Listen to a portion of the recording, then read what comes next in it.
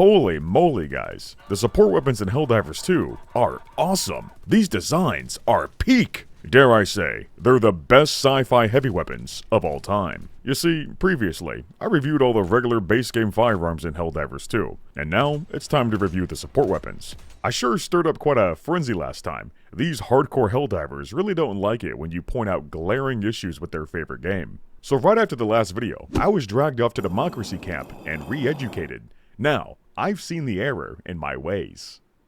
These guns are perfect and have no issues whatsoever.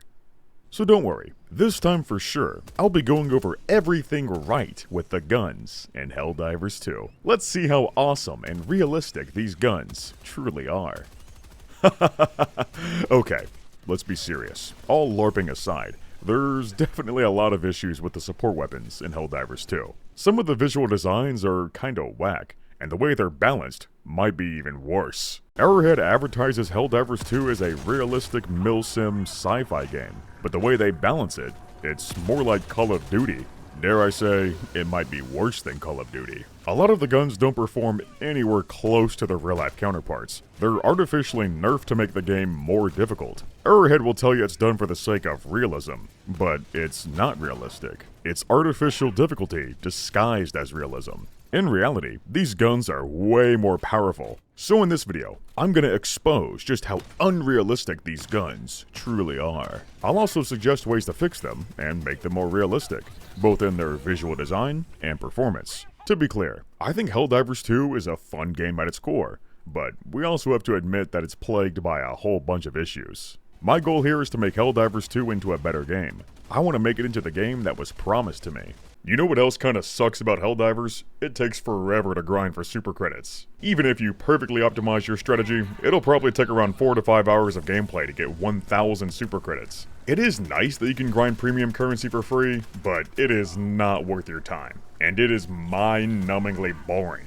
Man, I wish there was a fun way to grind for super credits. And that's where today's sponsor comes in, Free Cash. With Free Cash, you can get paid to play mobile games. It sounds crazy, but it's legit. Feel free to check out their Trustpilot if you want to make sure. They got over 280,000 reviews with a 4.7 star rating. That's pretty good. The process here is pretty simple. You make an account with Free Cash, and then pick a game you want to play. Also, make sure to enable tracking so they can properly track your progress. For me, I chose Monopoly as my go-to. It's a certified hood classic. Also, I like stealing money from people. In, Monopoly, of course. As you play and hit certain milestones, you'll get rewarded with a little bit of free cash. Oh, he said it. He said the title. It's like a GTA Infinite money glitch. I mean, not really. You can't treat free cash as a full-time job. It's mainly just some bonus money you can earn on the side. I think the best way to go about it is to use free cash to buy other games, or microtransactions like super credits. When you're ready to cash out, you can select various options like PayPal, Venmo, bank transfer, or even gift cards. I chose to go with PayPal. It was a pretty easy process. Now, I can use that free cash to buy more war bonds in Helldivers 2. That's a pretty sweet deal. If you want to sign up for free cash, be sure to use my code or link in the description, and it'll give you a $10 bonus. Big thanks to the guys at Free Cash for sponsoring my war bond addiction. Now, let's get back to the video. Let's start with the M105 Stalwart. It's a light machine gun chambered in 5.5mm. Basically, it's like the Helldivers M249, or you could say it looks more like the M250. The overall format is similar, but the Stalwart in particular is even more boxy. It looks like brutalist architecture in gun form. But I don't think that's necessarily a bad thing. It suits the theme of Helldivers perfectly, and there is a sense of style to it. It might be boxy, but it doesn't look excessively heavy. It's appropriately sized for a machine gun. Overall, it looks functional. I especially like the holes in the handguard. It almost looks like an M-Lock style handguard, but these holes don't look like they would actually be used for mounting anything. They're just there to lighten up the front end, which is good, but I do think they should make it into a functional mounting system. They could also change the stock. The Stalwart has a fixed stock, which is fine, but this is a short-barrel paratrooper-style machine gun. It makes more sense to pair it with a folding or collapsible stock. And when you think about it, Helldivers are like paratroopers, because they fall from the sky, so their weapons should be compact to match. Now the performance is where this gun shines. The Stalwart can lay down some hate. It's got a huge 250 round belt, and there's not much recoil to it, so you can easily hold down the trigger and mow down waves of bugs until you're completely empty. And if you hold down the trigger for long enough, your Helldiver will scream in the name of freedom. For Super! It's supremely awesome. But should this belt actually be 250 rounds? If you look at the box that holds it, it doesn't seem that big. It's bigger than a 100 round nutsack, but it's not quite as big as a 200 round box. It looks like this one could hold 150. I'm not saying I want them to nerf it though. The 250 round capacity is awesome. They just gotta increase the size of the box, so the huge belt would actually fit. Or they could give you the option to switch between a smaller box and a bigger one. So this box would hold 150, but after leveling up the weapon, you would unlock the 250 round belt. The smaller box would be lighter and have better handling, while the 250 rounder would make the gun heavier and more sluggish. That makes for an interesting trade-off, and it would work pretty good with the progression system. But sadly, there are no attachments for stratagems. What you see is what you get. So that means you can't swap out the optic either. You're stuck with the Mark II red dot. That is my favorite optic though, so I don't mind it. But it does kinda suck how we can't use an underbarrel attachment or a muzzle device. Like, come on, there's a Picatinny rail right there, and we can't use it. And they didn't bother to give it any kind of muzzle device. It's completely barren. They could have at least given it a basic flash hider so it's not naked. The recoil in this game is pretty darn low, so you don't really need recoil reducing attachments, but if they brought the recoil up to where it should be, then those attachments would be useful. I think for the Stalwart in particular, the smooth recoil is very characteristic. It's a heavy gun, and heavy guns absorb recoil. What doesn't make sense though, is that the Liberator has lower recoil than the Stalwart. It should be the other way around. Machine guns should have less recoil than assault rifles because they're heavier. The trade-off is that they're more sluggish to handle, and that part is reflected in the game. The Stalwart has a low ergonomics rating. It's a little bit sluggish to swing around, but for a machine gun, it's relatively light, hence the name, light machine gun. It's far more maneuverable than the really big ones. If I had to guess, I would say the Stalwart is around 15 pounds unloaded. With a 250 round belt though, it would be over 20. By default, the Stalwart fires at 850 rounds per minute, which is pretty quick. But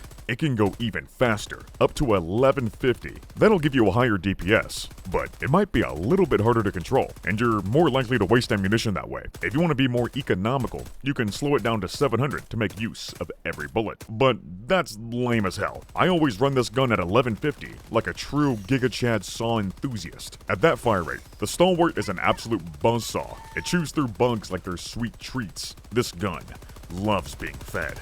It's always hungry, and it demands more bugs each second. It's such a beautiful sound too. It's like gun ASMR. The ability to change the fire rate is super cool, and yes, it's a real thing you can do with gas-operated machine guns. The fire rate can go up or down by adjusting the gas setting. Increasing the gas will speed up the fire rate, but it'll also increase the gas pressure, which gives it more recoil. On the other hand, you can decrease the gas, which slows down the fire rate and reduces the recoil. And yep, that's exactly how it turns out in Helldivers 2. It's all balanced out, but if you're a high-skill player, then you should always run it at 1150. With 90 damage per shot, that gives it a DPS of 1725. Combine that with the 250 round belt, and it's the best horde clearing weapon in the whole game. I found it to be really good for the Illuminate in particular. It can mow through voteless like they're blades of grass. It can kill overseers pretty quick too. Even the super spongy flesh mobs will get cut down in a somewhat reasonably timed manner. Unfortunately, you do gotta reload the Stalwart at some point, and when it comes to the reload animation, it's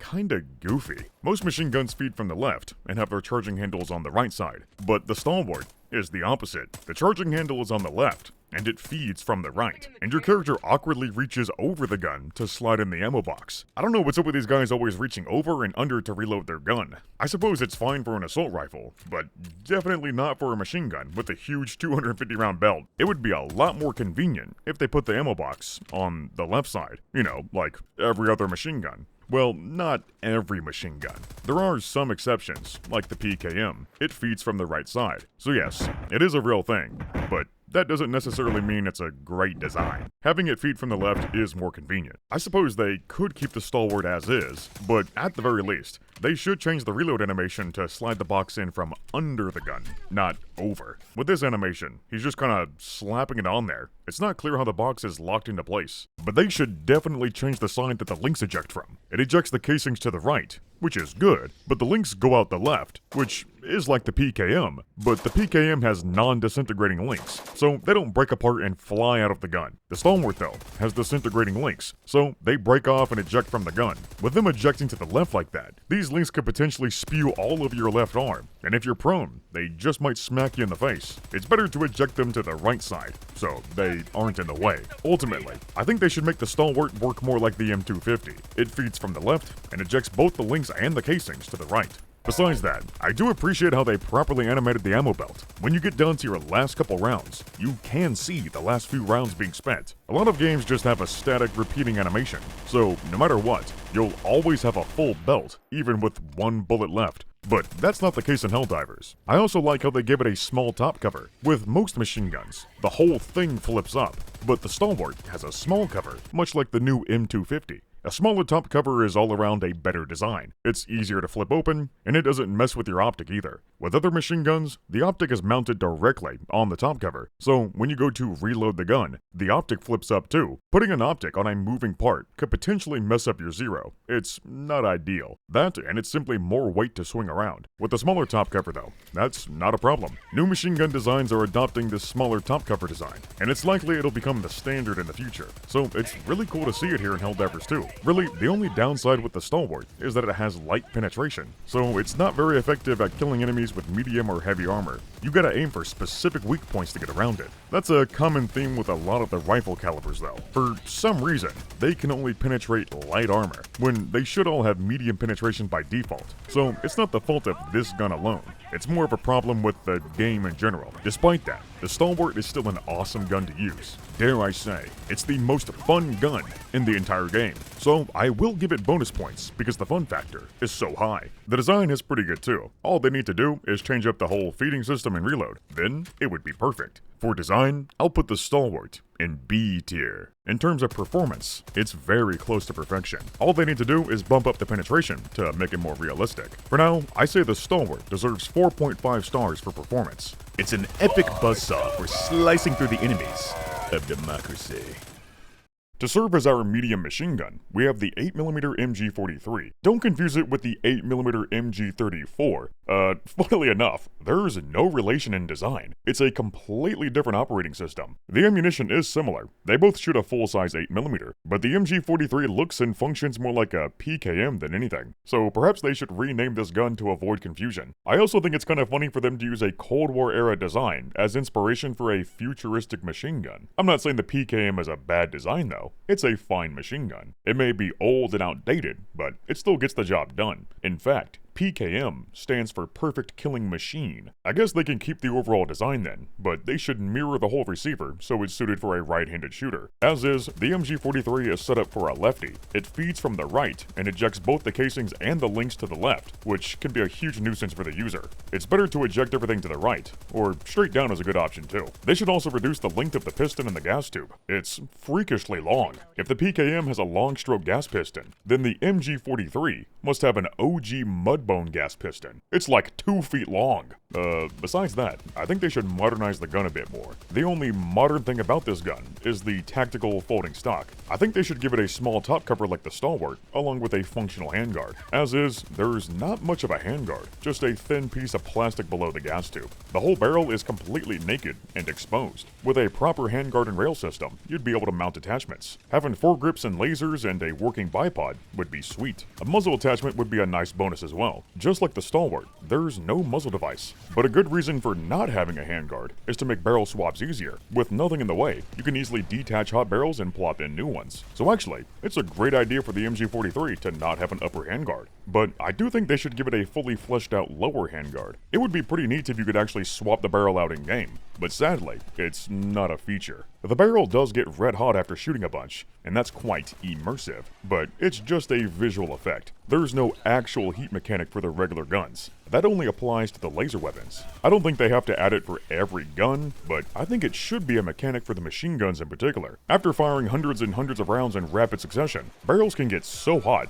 that they start to melt. So for machine guns that are constantly being fired, they need barrel swaps to keep going. Not only would a barrel swap mechanic be highly immersive, but it would be a neat way to balance out the machine guns. A barrel swap would give them another small cooldown, so you can't just spam 1000 rounds in a row. With all that being said, I do appreciate the reload on this one. It's a medium machine gun, so it'd be kinda hard to hold it in one hand and use the other to reload. It's a heavy gun, likely about 25 to 30 pounds, so your Helldiver has to place the MG43 on the ground to reload it. My god. My immersion levels are off the charts. I've never seen a game where you have to set a heavy gun on the ground to reload it. That's super cool. The sequence of events here is perfect, but the reload looks comically fast. This footage is not sped up. That's just how fast the reload is. There's no feeling of weight or heft to it. It doesn't feel like you're reloading a machine gun. I suppose it's done for gameplay purposes though, so you weren't stuck with your pants down for 10 seconds. But at the same time, a slower reload would be more realistic, and it would be another way to balance it out. Well,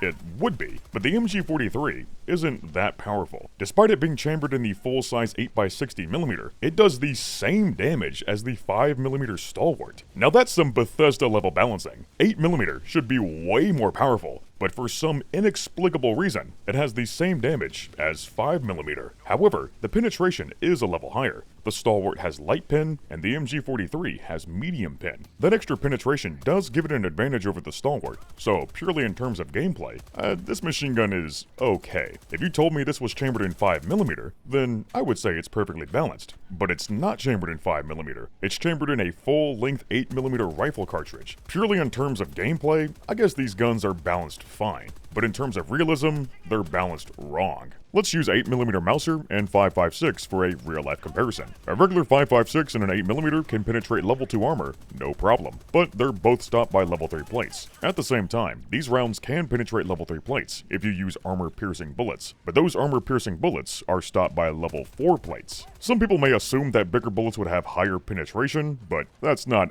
always the case. Velocity plays a big role in penetration, and 5.56 is generally faster than 8mm. So, even though the bullet is smaller, the higher velocity makes up for it. So in the end, these two rounds have very similar penetration power. The big difference isn't penetration, it's raw damage. 8mm is bigger and carries more energy. It hits with more force and causes more damage than a 5.56. Another advantage with 8mm is that it has higher effective range. It has more energy, and it carries that energy for longer. So the effective range is about 50% higher than 5.56. So when it comes to Helldivers, the Stalwart and the MG43 should both have medium penetration. The main difference is that the MG43 would have much higher raw damage and higher durable damage. It should have more effective range too, but right now, the range is the same between these two guns. They both have a drag factor of 30, so their bullet drop and damage drop off is the same. I think the range drop off with the Stalwart should stay the same, while the MG43 should be buffed so that it barely loses any damage at range. As is, this gun is severely underpowered. The recoil ain't that bad either, it's just slightly higher than the Stalwart. So here's my idea, how about we chamber it for the same round that I gave to the Diligence? It's very advantageous for a medium machine gun and a battle rifle to be chambered in the same round. It's logistically very efficient. Otherwise it'd be a huge hassle for all your squad members to have different ammunition. It's the same dynamic between the M240, the M60, the Scar H, and the AR-10. They all shoot 7.62 by 51. So with this new ammunition, the MG43 will deal 200 damage per shot. I know that sounds like a lot, but realistically, that's how much damage it should be doing. Meanwhile, the Diligence will be doing even more damage. It'll be using a more powerful load with armor-piercing bullets, so it'll deal 225 damage per shot. Assuming we're using my expanded armor and penetration system, the Diligence should have high penetration. Meanwhile, the MG43 is more about quantity over quality, so it'll be using standard ball ammunition that has medium penetration. With that massive increase in damage, the MG43 would be the perfect tool for searing through medium-sized units. With the highest fire rate setting of 900, it would have a staggering DPS of 3,000. That is a huge number, so to balance it out, the recoil should be increased to reflect just how powerful the round is. All these changes would make the MG43 overpowered, but it should be. Medium machine guns especially dish out an insane amount of damage. A full-size rifle round can easily kill in one shot to the chest, and these machine guns shoot those insta-kill bullets at a super high fire rate. The downside is that they're heavy and sluggish to handle. It's hard to effectively shoulder fire a medium machine gun. They usually weigh around 25 to 30 pounds. So for the most part, medium machine guns are meant to be used from a mounted position as crew-served weapons. Ideally, you should have at least one other guy to do the reloading for you, maybe even a third guy to carry even more ammunition. But if the need arises, a medium machine gun can be carried and operated by one guy. They are heavy, but they're not impossible to carry around like a heavy machine gun. It would be exhausting, but it is doable. So it's a good thing all the Helldivers are absolute gigachads that are hyped up on super meth. But still, I would like to see these machine guns implemented more immersively. For the other support weapons, you can get another guy to reload for you, and my god, that's extremely immersive. This is the first time I've ever seen a video game that allows you to use crew-served weapons as crew-served weapons. But sadly, that's not an option for the machine guns. Arrowhead should totally add this feature for the machine guns. That would be awesome. They should also give us a working bipod mechanic so we can properly mount these weapons and use them like how they're intended to be used. With the MG43, for example, it should have high recoil and terrible ergonomics while standing. But once you mount up, the recoil would become very manageable. Another way to balance out this new OP MG43 is to slightly reduce the capacity. Currently, it has a 175 round belt, which is a weird number. Usually, it'd be in increments of 50. This box does appear to be a little bit bigger than a 100 round box, but it looks like it would hold 150, not 175. I looked back at the patch notes, and yep, the MG43 used to have a 150 round belt. They artificially buffed the capacity without visually increasing the size of the magazine. As usual, these guys keep buffing their guns the wrong way.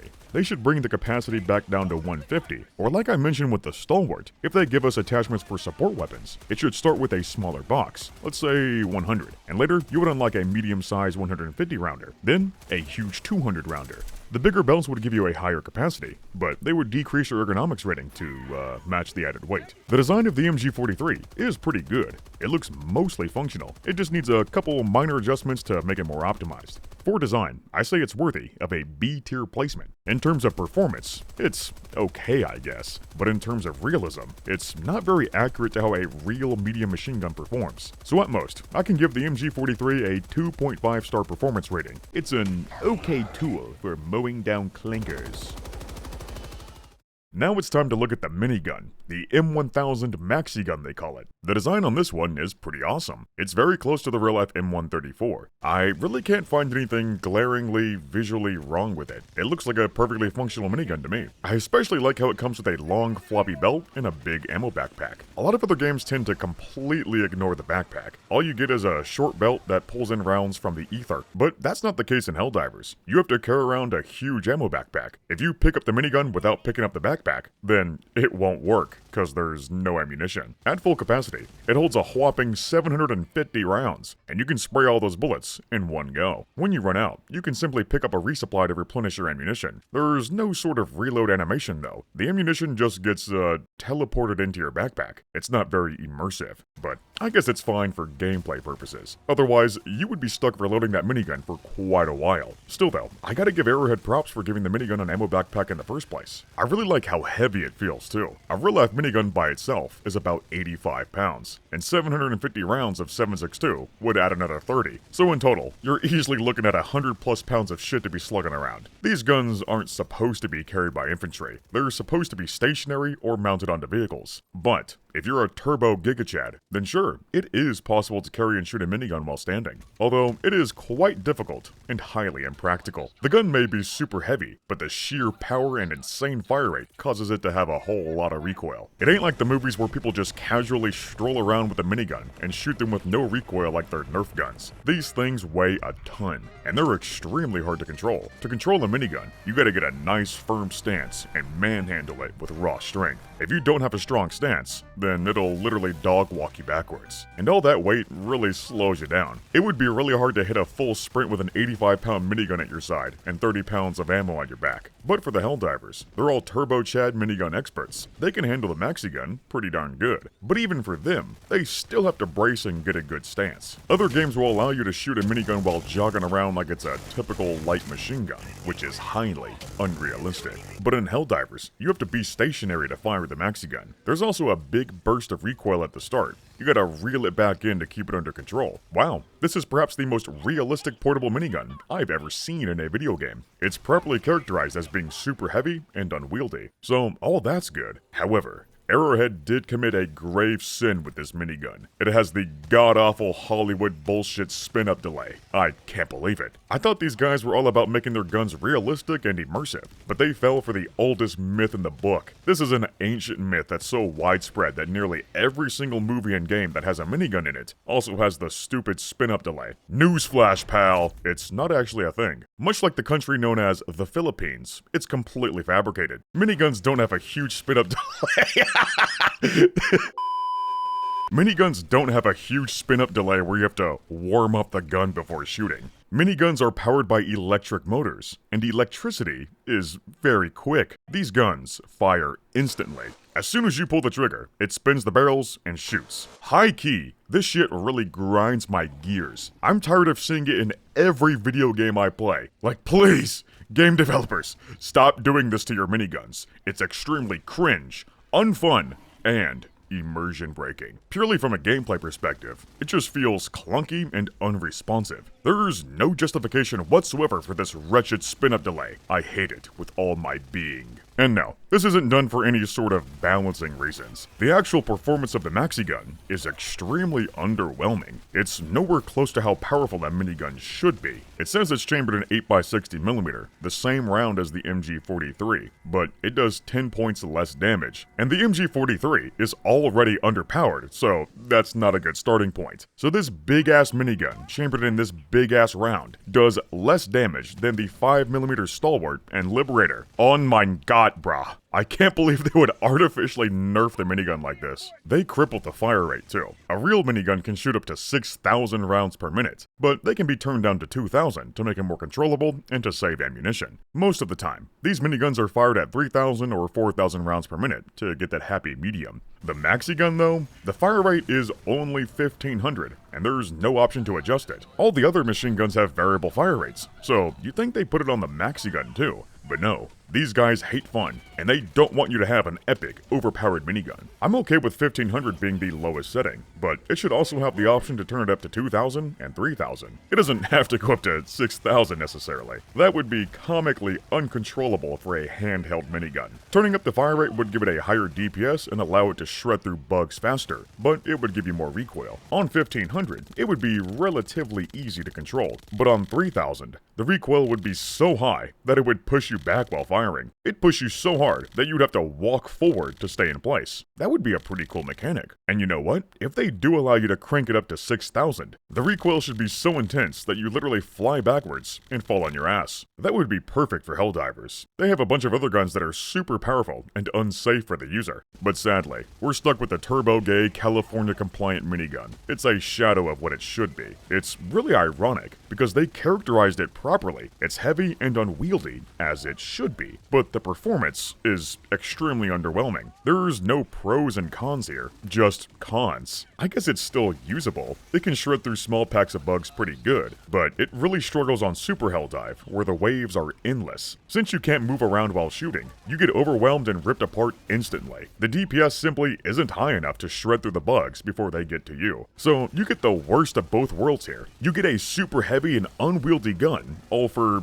mid-performance. You're much better off using a regular machine gun. That way, you can move around, and it doesn't waste a backpack slot. Another huge downside is the horrible ammo efficiency. This thing burns through ammunition quick. You'll have to be hugging all the resupply boxes to keep it fed. I think that's fine. It's a minigun, so it should be resource intensive, but it should be powerful to make it worth it. Right now, it's just a huge ammo waster. I've heard some people say they should buff the minigun by getting rid of the movement penalty, but that would be the wrong way to go about it. The movement penalty should stay, but the damage and the fire rate should be buffed to make it perform like a true minigun. It should have absurdly high DPS. because it's a minigun. That's literally the whole point of the design. If it were up to me, I would give it 200 damage per shot, the same damage I gave to the MG43. The minimum fire rate would be 1500, and the max would be 3000. So at the max, the DPS would be a staggering 10,000. That may sound absolutely delusional to people who only focus on video game style balancing, but I find that mindset to be very boring and limiting. These type of people are way too worried about making things fair and balanced, so they nerf powerful guns into the ground to make sure they aren't OP. But ironically enough, that doesn't make the gun balanced. It just makes it bad. Frankly, I don't give a damn about video game style balancing. I find it to be extremely lame, unfun, and unimmersive. I believe these guns should perform realistically. They should be overpowered, but they should come with realistic drawbacks to keep them in check. That would be way more fun and interesting than sticking to the status quo of video game balancing. Helldivers is the perfect vessel to break the mold of typical video game style balancing. It's a PvE game where you fight humongous hordes of enemies. You need to have overpowered weapons to stand a chance. And it's not like the bugs would be complaining on Reddit about how OP the minigun is. So that's my stance. The minigun should be overpowered, because it's a minigun, but the severe movement and handling penalties would keep it in check. Big pros, but big cons too. So I would be okay with them increasing the recoil and decreasing the handling even more if it meant the damage and the fire rate were brought up to where it should be. Arrowhead did recently give the Maxigun a slight buff by increasing the capacity to 1000, which is a nice bonus, but it doesn't change much in the grand scheme of things. As usual, these guys buff their guns the wrong way. They only give us tiny little bonuses, but overhauling the damage output completely is what we really need. In terms of design, I really like how the Maxigun looks. I got nothing bad to say there. In that aspect, I'll actually give the Maxigun an S-tier placement. Visually, it's perfect, but in terms of performance, it's the polar opposite. It's extremely underpowered. I still found myself having some fun with it, like, it's not the worst gun ever. And at the very least, it's nowhere near as bad as the horrendous minigun from Fallout 4. Like, the Maxigun can kill things, it's just not as powerful as a real minigun. So for performance, at best I can give the Maxigun like a star and a half, I guess. Hey guys, just a little break for a second. I want to remind everyone watching, if you're really enjoying the video, be sure to eradicate that like button, and subscribe if you want to see more high IQ video game gun analysis. And for those who are really big fans, I just recently opened up a Patreon where I'll be posting early access videos. You see, when I make these videos, I basically treat every gun as its own separate video. Then when I'm done, I compile all of them into one long-ass YouTube video. For the Patreon supporters, they'll get to see these individual videos as soon as they're done. I would greatly appreciate your support. Every little bit helps. Okay, now let's get back to the video. Now let's move on to the bigger calibers. This is the APW-1. It's an anti-material rifle chambered in 12.5 by 100mm, which is very similar to 50 BMG. It's just 1mm longer and 0.2mm thinner. A typical 50 BMG bullet is 660 grains, but this one is a whopping 802. So basically, this 12.5 cartridge is like a really heavy 50 BMG load. I'm guessing it's made with a dense metal like tungsten, which is made for piercing armor. When it comes to the gun itself, the APW is like the Ultra Giga Chad evolution of the Diligence. It's got similar aesthetics and design cues, especially when it comes to the handguard and the magazine well. It even has the same problem with the partial reload, where you tap it with your right finger instead of just using your left thumb. That most certainly would not work with the 50 cal magazine. The empty reload is even worse. Your character doesn't even make an attempt to hit the pedal at all. They just rip the magazine out with brute strength. Besides that, the APW functions differently from the Diligence. This one's got the charging handle directly on the bolt, and it looks like the whole operating system is different. I'd say the APW is more like the Barrett M82. The stock especially looks just like the Barrett. And of course they're going to use the Barrett as the blueprint. It's the most iconic anti-material rifle. And hey, your character doesn't do the AK reach around with the APW. They use their right hand to rack it. In this case, there's nothing wrong with the placement of the charging handle. It works perfectly fine. For light infantry rifles, I would say a left-handed charging handle is better. You can easily hold the gun with your right hand and reload with your left. But for heavy machine guns and AMRs, a right-handed charging handle makes more sense. These guns can get really heavy, so you can't really support the whole weight of the gun with your right hand on the pistol grip. The front end would weigh you down too much. It makes more sense to hold the front end with your left hand and reload with your right. The overall design of the APW is pretty cool, but as usual, it's excessively bulky and could be slimmed down a little bit, especially when it comes to the big hump on the top of the gun. Like there's nothing going on there. It should be shaved off entirely. That would bring the scope mount down and give you a more comfortable cheek rest position. Getting rid of that big camel hump would give it less height over bore, which is an important factor to consider with a precision rifle. You see, guns don't shoot from the scope, they shoot from the barrel. But since the scope is always above the barrel, that means your point of aim won't always be perfectly lined up with where the bullet is actually going. So you have to zero your scope for a specific range. But the greater the height over bore is, the more specific the zeroing will have to be. So you could zero the scope to be dead on accurate at 200, but at 50, it'll be way off. With a low height over bore, it won't be as much of a problem. The scope zero could work for a wider range of ranges because the angle between the scope and the bore isn't so large. I'm not saying you need to have the lowest height over bore possible though. Getting a comfortable cheek rest position is pretty important too. You gotta strike a good balance between the two.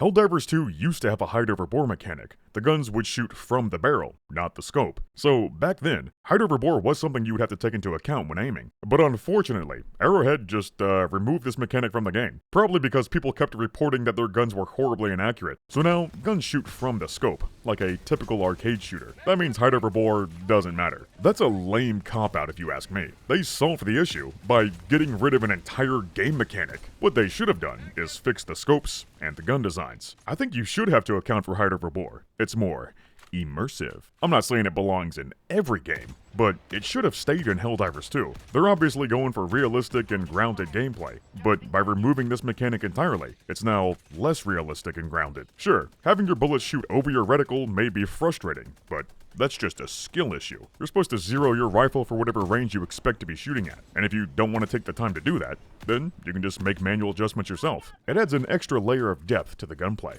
I think it's pretty cool. You can still zero your guns, but it doesn't really do much besides make your scope zoom in more. It's not really a zero mechanic then. It's a variable zoom mechanic. And that's fine, but they should relabel the options to show the zoom level, not the range it's zeroed for. In the end, I guess they don't really need a complicated zeroing system in this game. It's not like you'll be sniping targets at 500 yards or more very often. The vast majority of engagements are under 100. At most, you'll snipe targets at 200, maybe 300 if you're really going out of your way to do it. One good change they made though is the scope's reticle. It used to look like a generic sci-fi scope with a dot in the center and a big circle around it. This type of reticle works fine, but only for close range. A proper sniper scope needs marking so you can factor in bullet drop, wind, and movement at long range. And now, the APW has a proper reticle. It works great for long range precision, but like I mentioned, it is rare that you actually have time to sit still and snipe. You almost have to treat this gun as a really big battle rifle. You gotta lug it around and shoot while on the move most of the time. In reality, anti-material rifles are used from a mounted or a prone position. They're just way too heavy to carry around and shoot from the shoulder all day. The Barrett M82, for example, is about 30 pounds, which is 4 times heavier than a typical infantry rifle. And the heavier the rifle, the harder it is to shoulder and stabilize. By all means, it is possible to shoulder fire an AMR,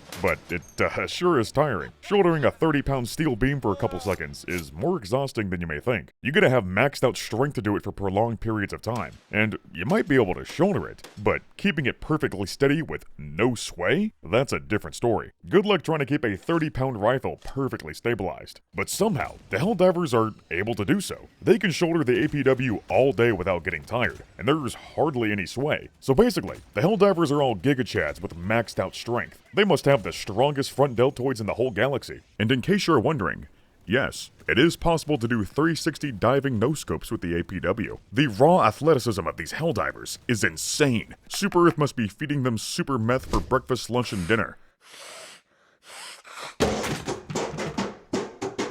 When it comes to performance, the APW deals 450 damage per shot, and as you would expect, it can penetrate heavy armor. Along with that, it's got quite a fast fire rate at 400 rounds per minute, so you can spam the trigger pretty good. Some people may think it's silly that you can spam an AMR this fast, but it's very realistic. There's nothing stopping you from spamming a 50 cal. You just gotta be a gigachad to handle it. I really appreciate the high fire rate. This gun feels responsive, but it's not comically fast like the Peacemaker, where you can turn it into a machine gun. Should you actually actually fire this gun at 400 rounds per minute though, well, it's not ideal. It's got a lot of recoil, so it's hard to stay on target with consecutive shots. It's a sniper after all. The APW is best used to methodically take out armored units by hitting their weak points. But if you all of a sudden get rushed by a flesh mob, then absolutely, you should spam the trigger as fast as you can. The fast fire rate gives this gun a DPS of 3000, which is pretty darn high compared to the regular primaries. But this gun isn't a primary, it's a stratagem. It takes up that crucial third slot that can be used by other powerful stratagem weapons, and your choice of stratagems is what really matters. If you choose the right ones, then the mission can be a cakewalk. But if you choose the wrong ones, then you'll get brutally violated. If you compare the APW to the other stratagems, well, it's just not very good. It's a similar case to the counter sniper. The APW is usable. I guess it's balanced in some sense, but it's balanced the wrong way. 450 damage may seem like a lot, but when you consider that it's using a round similar to 50 BMG, it should be much higher. 450 is how much damage the counter sniper should be doing. If we use real-life bullets for comparison here, 50 BMG is about 3 times more powerful than 338. And like I mentioned in part 1, the counter sniper is using a round very similar to 338, and it should deal 450 damage. So multiply 450 by 3, and you get 1350. If you don't like the number I gave to the counter sniper, then okay, let's use the Liberator for comparison. The Liberator is chambered in 5.5mm, which is very similar to 5.56, and this 12.5 cartridge is very similar to 50 BMG. 50 BMG is about 10 times more powerful than 5.56, so multiply 90 by 10, and you get 900. But you also have to consider that this is a super heavy load that's more powerful than a typical 50 BMG. It's also labeled as an explosive incendiary tracer round, and these rounds pack a whole lot of destruction. It does more than blow the lung out the body. It vaporizes the entire chest cavity. Using this for fleshy targets would be extreme overkill. This is meant to be used against armored vehicles. So if you combine all that, the damage would be even higher. This may sound crazy, but it would make more sense for the APW's damage to be closer to 1450, not 450. That's quite a big number, and it would make the APW overpowered, but it should be. 50 cal rifles are inherently overpowered, even if they want to lower the damage for balancing reasons. It should do no less than 1000 damage per shot. The fact that the actual damage number isn't even half that is absolutely laughable. It appears the Bethesda balancing devs have struck again. These guys have no clue how powerful this round truly is. If it were up to me, I would raise the base damage to 1000 and give it a bit of explosive and fire damage on top of it. It is labeled as an explosive incendiary round after all, and there is a visual explosion effect, but I don't think it actually deals any explosive or fire damage. It just looks the part. Like, what the hell? Why would they make it shoot explosive incendiary rounds if it doesn't have any explosive or incendiary damage? I demand that they give us the OP explosive incendiary APW in the next update. But to balance out this new overpowered APW, I would decrease the ergonomics rating and increase the sway while standing to make it feel like a heavy-ass gun. That would make it perform like a true anti-material rifle. It should have absurdly high DPS, but in order to use it to its full potential, you would have to mount up and sacrifice movement for higher accuracy. That would open you up to being ambushed by a swarm of bugs, but it would also allow you to take down their heavy units super quick. Using it while standing would be possible, but the high sway and low ergonomics would make it quite difficult. To get around the sluggish handling though, you can use the Peak Physique perk, which greatly increases your handling speed with all the guns. Now that is quite immersive. You would most certainly need muscles this big to handle such a huge rifle efficiently. So if you want to run around with the APW, this armor set would be basically mandatory. Still though, using it while mounted should be the main way to use the APW. But that's the thing, there is no mounting mechanic in Helldivers 2, so they would have to add working bipods for everything to play nicely. Right now, the bipod is nothing more than a decoration that dangles in front of you. Best thing you can do is lay down and pretend. As is, I found the performance of the APW to be extremely inconsistent. It's pretty good in some cases, and absolutely useless in others. On the bug front especially, it's turbo trash. For chargers, it can take a couple mag dumps to put them down, and don't even waste your time with Bile Titans and Dragon Roaches. I don't know what the exact number is, but it seems like it takes a dozen headshots or more, and if you dare only hit body shots, you basically gotta dump all your ammunition to kill one. It doesn't help that the magazine capacity is only 7, so you have to constantly reload. Seeing as the real-life Barrett has a mag capacity of 10, they should raise the capacity of the APW to 10. And if they ever get around to adding attachments to stratagems, they should also give you the option for a 20-round drum. That would be awesome. Funnily enough, I found that this anti-material rifle is most useful as an anti-aircraft weapon. It can destroy stingrays in just a few shots. You don't even need to target a weak point. You can shoot them anywhere, and they fall apart like they're made of Legos. That's not because the APW is particularly powerful though. It's more that the stingrays have deceptively low health. So this may sound like the worst take ever, but I think they should actually buff the stingrays. Wait, what did you fucking just say to me? I know, that sounds bad, but just hear me out. It doesn't make any sense that a huge aircraft has slightly more HP than a ground unit. Overseers take 3 shots to kill in the body, 1 to break the armor, and 2 to kill them. That's not terrible, I guess. These guys are pretty huge and have advanced alien armor, but still, I feel like an explosive incendiary 12.5mm could kill a 10-foot alien in 1 shot to the heart. So, at most, it should be a 2-shot kill, 1 shot to break the armor, and 1 to kill. Either way, it is a clean 1-shot headshot, so the APW can be used for killing overseers. You just gotta be able to perfectly track their heads as they fly around with jetpacks, all while fighting these sluggish handling. The APW can be used to kill harvesters as well. Shooting them in the body won't do much, but if you hit them in the eyeball or the hip joint, they'll go down at some point. Overall though, the APW isn't very good for the Illuminate. There's much better options out there. I'd say the APW is best suited for the bots, because they have a lot of exploitable weak points. It's surprisingly effective for taking down gunships. All it takes is 2 shots to the engine, and they blow up instantly. The same goes for bunker turrets. Just a couple shots, and they blow up instantly. Hey, that's pretty darn good. But with Hulks, if you try to shoot them in the body, it'll take a couple mag dumps to put them down. But if you shoot them in their giant glowing heatsink, then they blow up in 3 shots. Wow, that is quite a humongous design flaw. It's kind of silly how the robots have giant, bright, glowing weak points to tell everyone where to shoot them. Obviously, this is done for the sake of gameplay to make the robot faction easier, but it's still funny to think about if you take it seriously. Another robot weak point is their face. If you shoot Hulks in their red glowing eyeball, they can die in 2 shots. It's not easy though. The hitbox is deceptively small. It's like the same ratio between the Death Star and its 2-meter exhaust port weak point. Not only that, but the Hulks bob up and down as they move, and you gotta deal with the high recoil of the APW at the same time. I think that's fine. It should be hard to hit that weak point, but it should be a 1-shot kill. Think of it as a critical hit straight to their CPU. 1 explosive 12mm to the robo brain, and their whole system is fried. Well, as it turns out, you can 1-shot a Hulk in the head if you're up really close. I think the drop-off is around 20-something yards. Beyond that, and it becomes a 2-shot. That's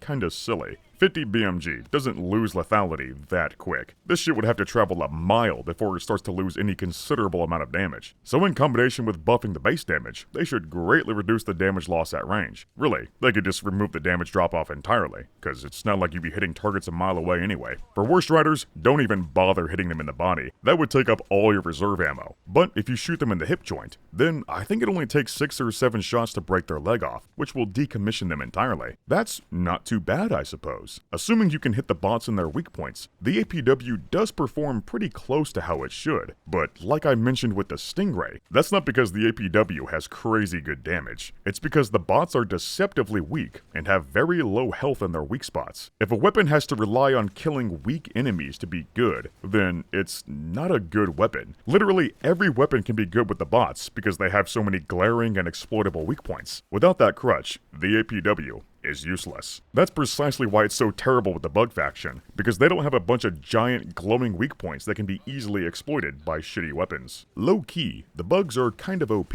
It's kind of ridiculous that they have more health and better armor than giant metal robots. Man, they gotta rebalance everything in this game for it to all play nicely. The weapons, the enemy health pools, the penetration system, all of it needs to be fixed. So please keep that in mind as I recommend these huge damage numbers, which may seem extremely high. Some enemies will need to have their health and armor buffed so they don't get one-tapped by these newly buffed weapons. Some people will probably say that's redundant, like, why buff a gun just to buff an enemy to match the gun's damage? Well, the whole point is to create more separation between the little guns and the big guns. Also, the damage buff would make the APW better for general use against a wide variety of enemies, instead of being so extremely niche. And like I mentioned in part 1, Arrowhead should overhaul the penetration and armor system too. It's kinda silly how this massive explosive incendiary 12mm is just one tier above green tip 5.56. Given the current system, light armor is like soft body armor, medium armor is like hard body armor, and heavy armor is light vehicle armor. The APW can penetrate heavy Hulk armor, but it bounces off tank armor. To take out a tank, the only option is to hit their weak points, which is pretty darn immersive. That is exactly how 50 BMG performs. It can penetrate lightly armored vehicles like APCs, but it would only put a dent into heavy tank armor. So the penetration power that the APW has can stay the same, but they need to introduce more tiers between level 1 and level 3. Compressing the penetration down to 3 levels creates this problem where most guns end up having the same penetration power, when in reality, they would be quite different. There needs to be more levels to create separation between the little guns and the big guns. In no universe should marksman rifles have the same penetration power as 9mm pistols. That's absolutely ridiculous. There should be at least 5 levels of penetration for the regular guns, and the APW would be at the very top above everything else. Light vehicle armor should be level 5, and tank armor would be level 6. For that, you'd need a 20mm anti-tank rifle. Turns out, there is a 20mm in the game, the AC-8 Autocannon. Is it actually good for that role though?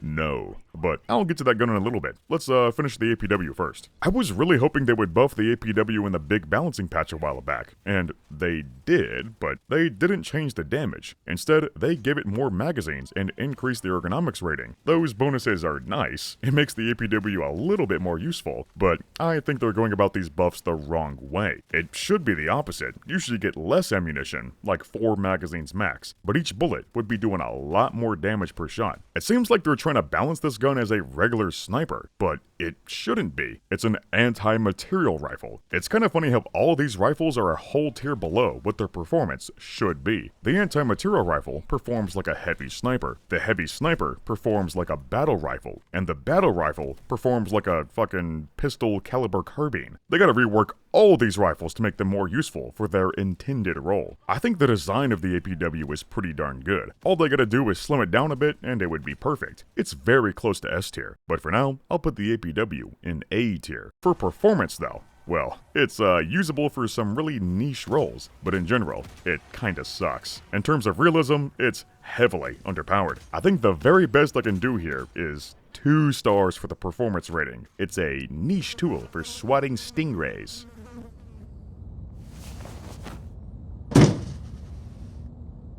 I was thinking about giving it 1 star, but my democracy officer has informed me that I have reached my limit for low ratings. If I give another gun a low rating, I shall be executed for treason.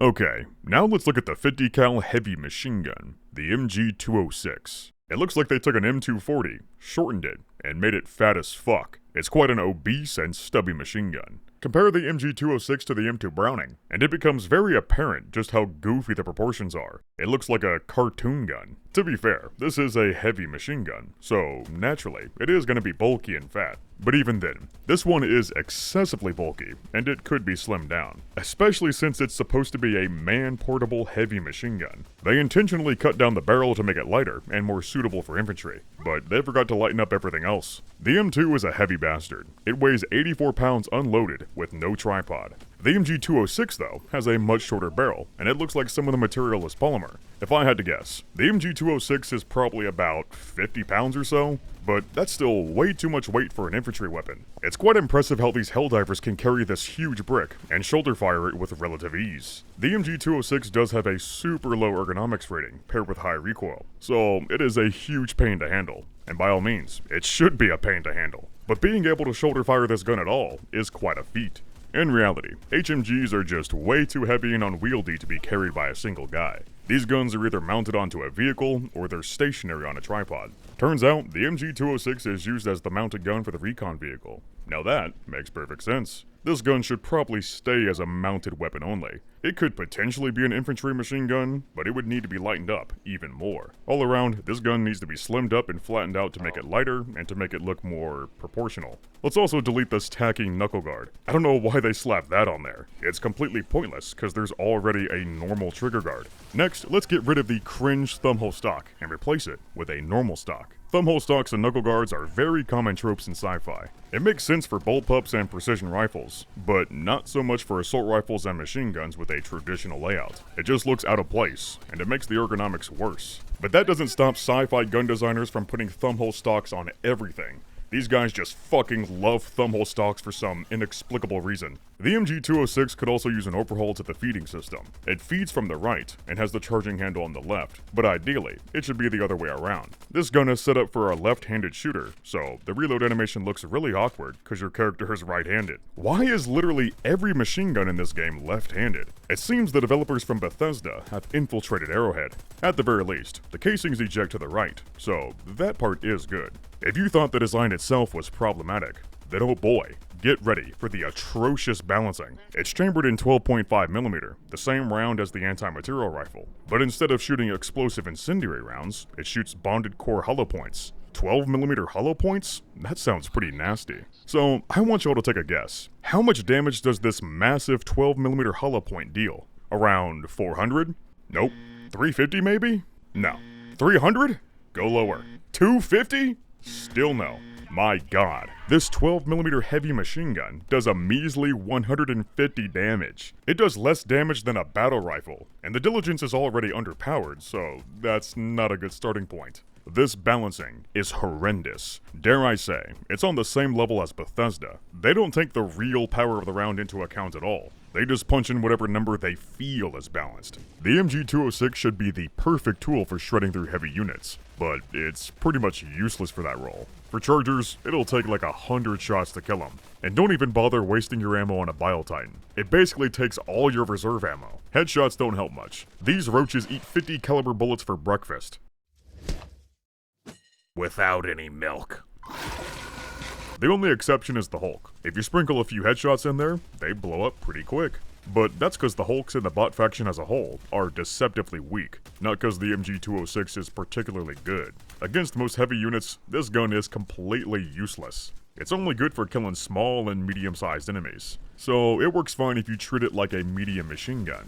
But this isn't a medium machine gun. It's a 50 caliber heavy machine gun, and 50 cals are made for destroying armored vehicles. They can be used for killing infantry too, but it's total overkill. That same logic should apply to Helldivers. This heavy machine gun should be effective for killing heavy units, and it should be total overkill for small and medium-sized enemies. But sadly, game developers tend to nerf heavy machine guns, all for the sake of balancing. They lower their raw damage so the DPS value isn't outright better than other firearms, which is a load of baloney. It's not balanced, it just makes these machine guns fucking suck. This is not realistic in the slightest. It's all done for the sake of grunt fantasy.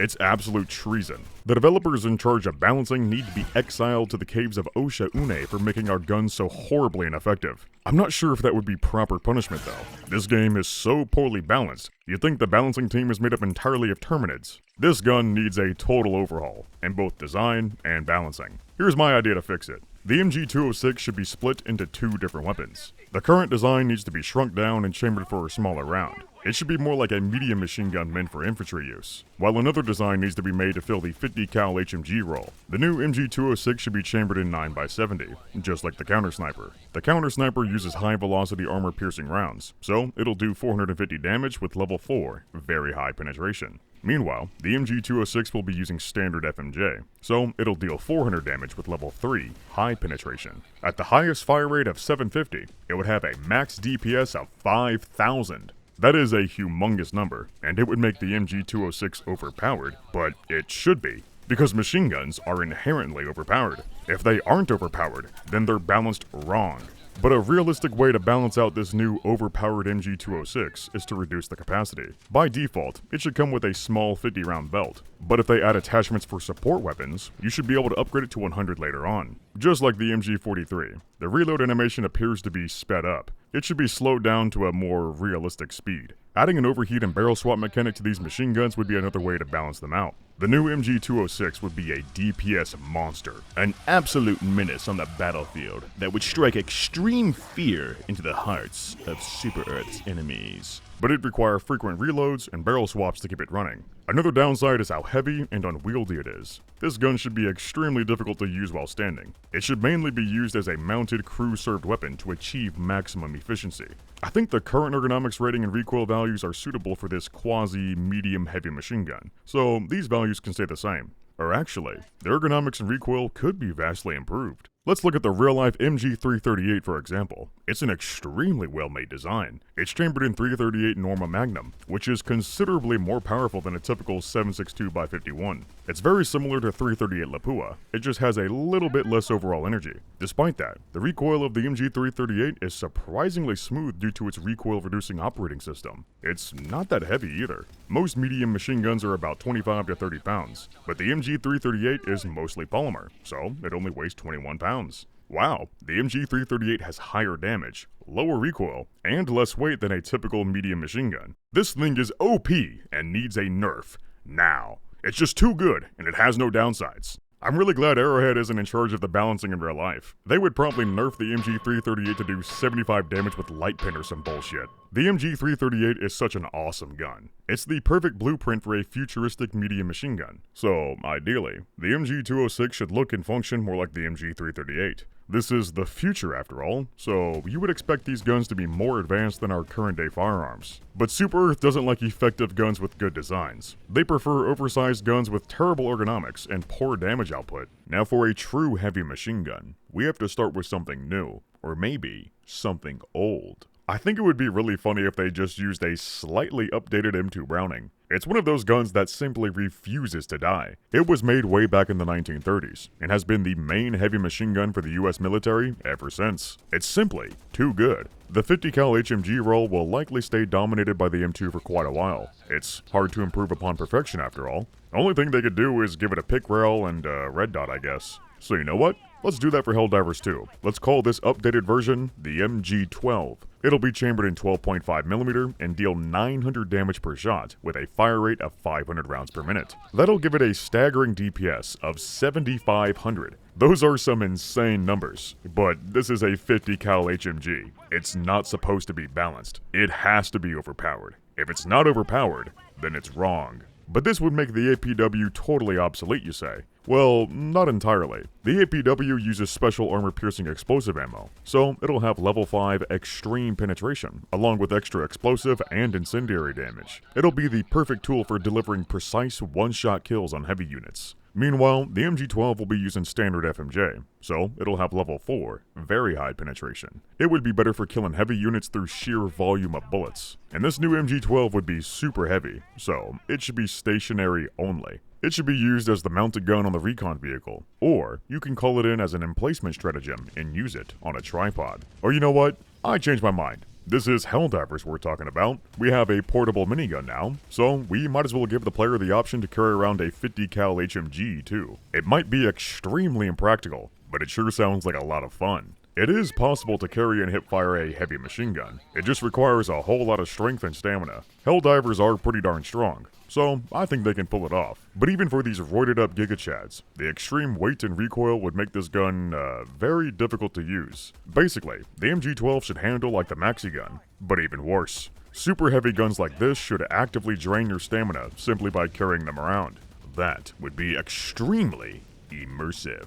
This would make for quite a special stratagem. All the other turrets are stationary, and they can't change position once you call them in. The MG12 would be unique, in that you can move it around and fire it from the hip, but doing so would be extremely exhausting. So for the most part, you should use it while mounted, and have a fellow Helldiver reload and swap barrels for you. I'm telling you man, my ideas are freaking genius. Very big brain. So there you go, that's how you fix the MG206. I guess the visual design isn't the worst thing I've ever seen, it's just kinda mid. So, in that aspect, it'll go in the C tier. For performance though, oh god, it's atrocious. It's not even close to how a 50 cal machine gun performs. This just might be the worst support weapon in Helldivers 2. It serves no purpose other than to slow you down and get you killed. For the abysmal performance, I can't give the MG206 a single star.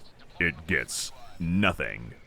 For another 12mm heavy machine gun, we have the HMG 101 Emplacement. It's a stationary twin gun setup. That means you get double the firepower. That's pretty sweet. For those unaware, twin guns are a real thing. They're mainly used for taking down aircraft. 2 barrels means you get double the fire rate, and a higher fire rate is very advantageous when taking down fast-moving aircraft. The best way to hit them is with sheer volume of bullets. In Helldivers, I guess you can use the emplacement for destroying aircraft like stingrays and gunships, but I never found myself in that position. I always found myself using this thing against ground units. The government doesn't want you to know this, but there's nothing stopping you from using a twin-barrel 50 cal on ground units. I like the idea of the twin gun emplacement, but I can't say I like this visual design. As usual, it's extremely chunky and oversized. That is a reoccurring theme for the guns of Helldivers. They all tend to be a little bit bulky, but this gun in particular is the most comically oversized gun in the entire game.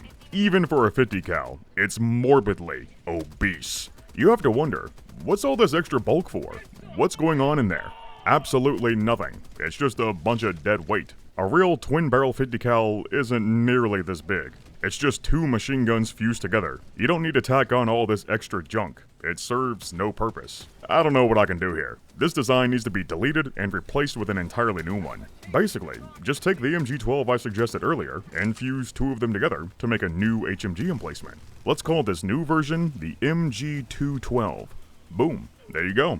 Problem solved. But what about the performance, you may ask? Well, just like the MG206, it's very underwhelming. It does a measly 200 damage per shot, which is higher than the MG206, but that's still way too low for a 12mm. It doesn't have the raw damage required to kill heavy units in a reasonably timed manner. There's literally no point trying to use it against Bio Titans and Chargers. It's a total waste of ammunition. You'll likely run out before you get a kill. This gun is much more suitable for shredding through smaller enemies, but even in that role, it may struggle. It takes multiple shots to kill small and medium bugs, so if there's a whole bunch of them, they can easily overwhelm you and tear you apart before you can shred through them. These bugs may be tough and have thick chitin, but a 50 cal should be able to one-tap them in the body, no problem. Arrowhead has no clue just how powerful a 50 cal really is. 200 is way off from how much damage it should be dealing. Just like my proposed MG12, the raw damage should be raised to about 900.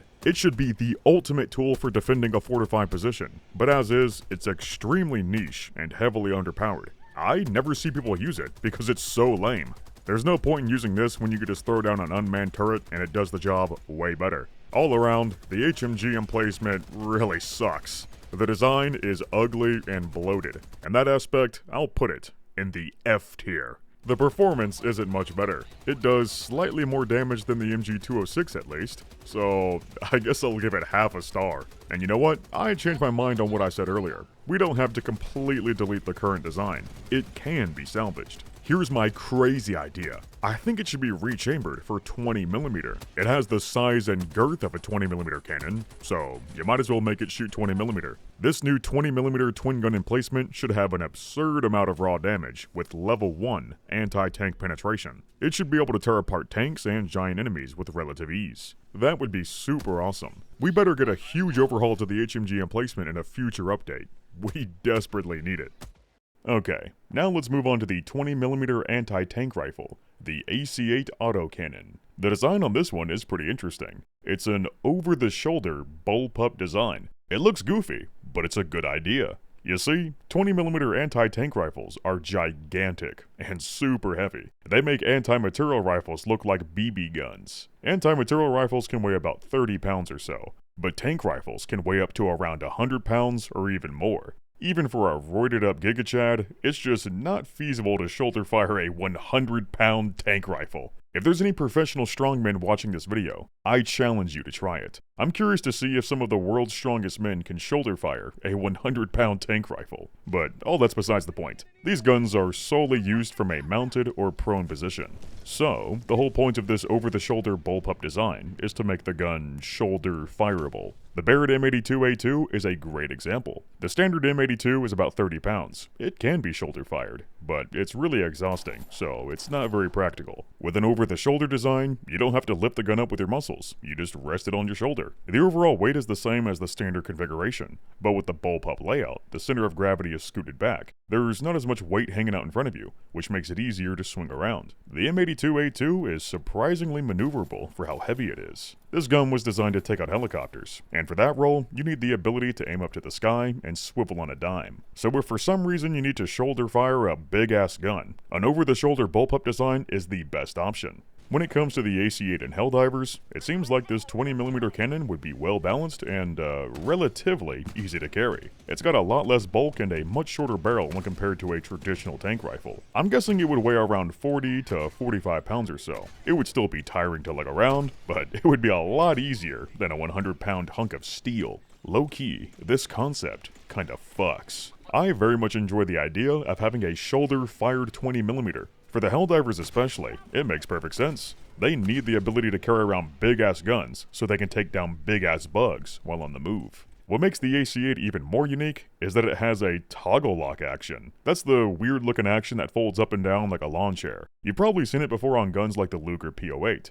Other than that, it's a very rare and obscure action that you don't see every day. It was really only a thing in the early 1900s. It's pretty neat, and it works fine, but it's just not very optimal compared to the stuff we have today. It's more complicated and expensive to produce for no real benefit. So it's extremely weird to see it on a futuristic sci-fi gun, especially a 20mm anti-tank rifle. It's fucking hilarious. I'm not sure if this type of action would work good if it was scaled up to 20mm, but let's just assume it does. The magazine is atypical as well. It doesn't feed in a straight line. Rather, it bulges out and loops around. It's a rotary magazine. I think the 1941 Johnson rifle is the best example. The rounds rotate around a center point rather than being fed in a straight line. Basically, a rotary magazine is like a drum magazine, but it's non-detachable. You definitely don't see this every day. Again, it's a really old and outdated design. It's a relic of the past. Modern magazines that feed in a straight line are simpler, more reliable, easier to make, and easier to reload. I don't see much a reason to make a futuristic rifle with an internal rotary magazine, unless you just want to make a weird mechanism that's cool and unique. To top it off, you have to load the autocannon with 5-round stripper clips. This thing is quite the contraption. It's a short barrel, bullpup, over-the-shoulder, toggle-action, rotary magazine, clip-fed 20mm anti-tank rifle. Whew, that's a whole lot of descriptors. And it sounds fucking ridiculous. But it's so ridiculous that it's absolutely peak! It seems like the developers were trying their absolute best to cook up the goofiest, but theoretically possible tank rifle design. And I can respect that. In case you're wondering, a bullpup over-the-shoulder tank rifle has been made in real life. It's called the RT-20. It's a Croatian 20mm bolt action. It's very possible this was the main inspiration for the autocannon, but they made it automatic and threw in the toggle action and rotary magazine to make it extra silly and goofy. One of the key features of the RT-20 is this big tube on the side. It's a recoil-reducing operating system. It redirects gases, which reduces felt recoil. It's got a big-ass muzzle brake too, so that also greatly helps reduce the recoil. But this is 20mm we're talking about. It's extremely powerful. So even with all that anti-recoil stuff, it still kicks like a horse on steroids. This gun is best used from a mounted position. It's just a little over 40 pounds, so I bet it can be shoulder fired, but it's probably not a good idea. The immense recoil would probably throw you on the ground. Sadly, I wasn't able to find a video of anyone attempting such a daring feat. Now just imagine if this gun didn't have those recoil mitigating features. It would be multitudes worse. So, does the AC-8 have anything to reduce recoil? Nope. There's no fancy anti-recoil mechanism. Not even a muzzle brake. My god. The recoil on this thing would be so insane that it would propel your ass into the ground at Mach 1 with every shot. And yet, the recoil in-game is fairly tame. It's quite pleasant actually. A tank rifle with recoil this low seems completely unbalanced. But here's the thing. They've reduced the damage to match the super low recoil. I want y'all to guess how much damage this thing does. Is it around 1,000? No. 750? No. 500? Go lower. 400? Nope. Holy friggin' crap. This 20mm does a measly 325 damage. I thought the APW was underpowered with 450 damage, and the MG206 is even worse with 150. But the autocannon takes the cake for the most underpowered weapon in Helldivers 2. It has by far the biggest discrepancy between real life and in-game performance. I want someone to explain to me like I'm 5 as to why this 20mm anti-tank rifle does less damage than a 12mm anti-material rifle. Go ahead. I'll wait. And I'll be waiting for an eternity, because there is no explanation. In no universe should a 20mm tank rifle do less damage than a 50 cal. And you know what's even more baffling? This is after they buffed it. The autocannon used to do 260 damage per shot. This huge 20mm anti-tank round used to do less damage than a 4570 lever action. Holy fuck, that's laughably bad.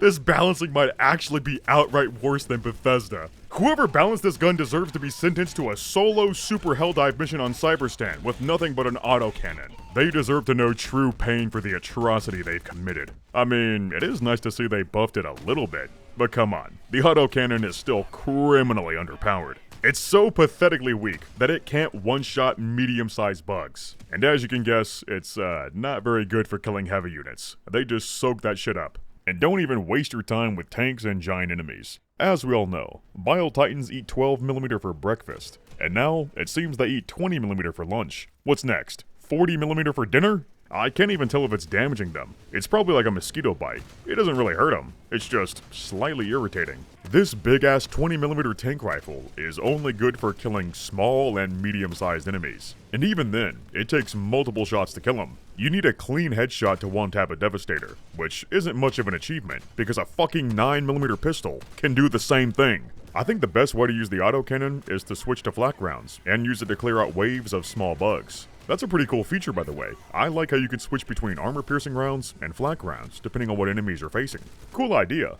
But why is a fucking 20mm cannon only useful for squashing small bugs? I've never seen a tank rifle butchered so badly in a video game. Arrowhead completely misunderstands the whole point of a tank rifle. It's not for killing small bugs. It's for killing tanks. Hence the name, anti-tank rifle. But this anti-tank rifle can't penetrate tank armor. It only has heavy pin, so the bullets bounce off tanks like they're Nerf darts. My god, this anti-tank rifle has the same penetration as a revolver. Well, to be as fair as possible, old tank rifles in real life can't pierce the heavy armor on modern main battle tanks. They can only pierce through the rear and potentially the side armor or other weak spots. One thing's for sure, they can punch through older tanks no problem. You see, tank rifles are kinda outdated. They haven't been developed much since like World War II. Back in the early 1900s, tank armor was really thin, so anti-tank rifles could pierce tank armor no problem. But over time, the development of tank armor outpaced the power of anti-tank rifles. Modern heavy tank armor is super thick. It's basically impervious to 20mm. So that's why we have anti-tank rifles, which aren't very effective for destroying modern tanks.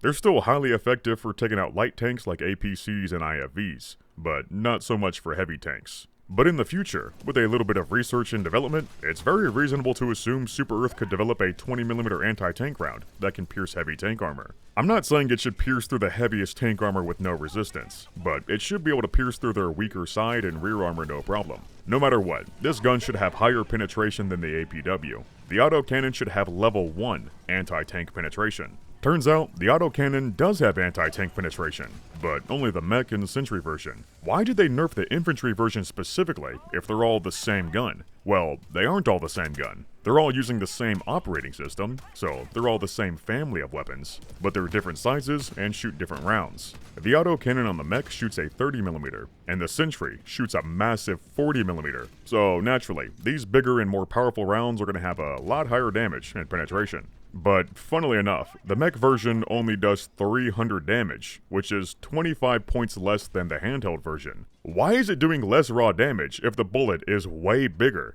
Because of video game balancing, that's why. Since you're protected in a big armored mech, Arrowhead figured they should balance it out by giving you a weak-ass 30mm cannon. But even then, the mech isn't that armored. It only has medium armor, so it can easily be torn apart by small bugs. This grunt fantasy artificial difficulty balancing is out of control. It's like all our weapons and vehicles are cheap knockoffs made in China. Meanwhile, the 40mm turret does 450 damage, which is the same as the 12mm APW. Arrowhead seriously wants us to believe that a 40mm cannon has the same damage as a 12mm anti-material rifle. Even crazier, they want us to believe that a 30mm has the same power as a 4570 lever action. Okay, bro, I've had enough. All the developers need to be launched into the Pinta black hole immediately. But let's get back to the main subject, the handheld AC-8 autocannon. As is, there is no reason to use this weapon. The APW has the same penetration and does more damage, while also not wasting a backpack slot.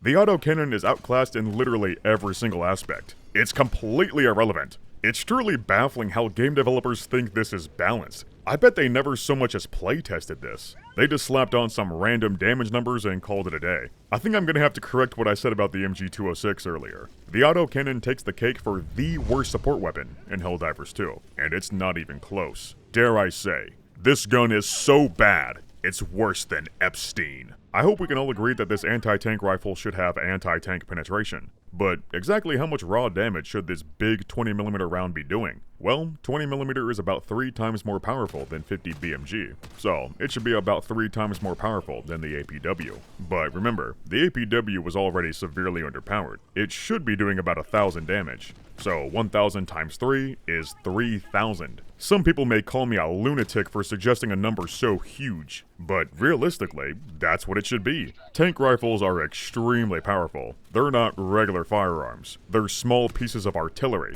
They're in a whole different ballgame. So, like I've suggested with all the other guns, this overpowered tank rifle needs a huge increase in recoil to reflect how powerful it is. The recoil should be so immense that it should almost make you fall on your ass after every shot. So to somewhat mitigate that hefty recoil, it should have a super fat muzzle brake on the front end. But simply raising the damage to such a high number means the autocannon would be able to two-shot an automaton tank anywhere, and that wouldn't be very realistic. The automaton tanks have 4,000 HP in total, and the rear heatsink has 750. So that means my newly buffed APW could one-shot a tank in the rear, and for a factory strutter with 10,000 HP, my newly buffed autocannon would take it out in just a few hits. Obviously, that wouldn't be very balanced. All the enemy health pools and armor values would have to be totally overhauled to make everything balanced out. The tank, for example, only has level 1 tank armor, and the rear of the turret only has medium armor. So that means you can destroy a tank by shooting it with an assault rifle. That's not very logical or believable. Even if it's the rear, a tank shouldn't have medium level armor anywhere. They should be completely impervious to all small arms fire. To make it more realistic, the tank should have level 2 tank armor on the front, level 1 tank armor on the sides, and heavy armor on the rear. The tracks should be buffed from medium armor as well. Heavy armor seems like a little bit too much though, so that's where my expanded penetration and armor system would come in. In my system, the tracks would have very high armor, which is better than medium, but just 1 tier below heavy armor. That's just one example, but literally everything in this game needs a huge balance overhaul. It might be best to throw out all the current numbers and start from scratch, cause trying to balance everything given the current system seems impossible. I feel like I should have saved all this talk of balancing for its own video, cause man, I dug myself into one hell of a rabbit hole, but at this point, I'm too deep into it. There's no going back. So yeah, like I was saying about the autocannon, you may not agree on my exact numbers, but I hope we can all agree that this gun needs a huge buff. I really like the design of the autocannon. It's extremely goofy and suboptimal, but I guess it could work. It's so ridiculous that it loops back around to being awesome. So, for the design, I'm gonna put the AC-8 in the legendary meme tier. But for performance, it's just awful. It's pure torture trying to use this thing. It deserves an award for the worst balanced gun in video game history. So funnily enough, the performance rating is the polar opposite. 0 stars isn't enough. The AC-8 deserves a rating of negative 20 stars. I'm probably gonna get executed for slandering it so hard, but I don't care. I must speak the truth.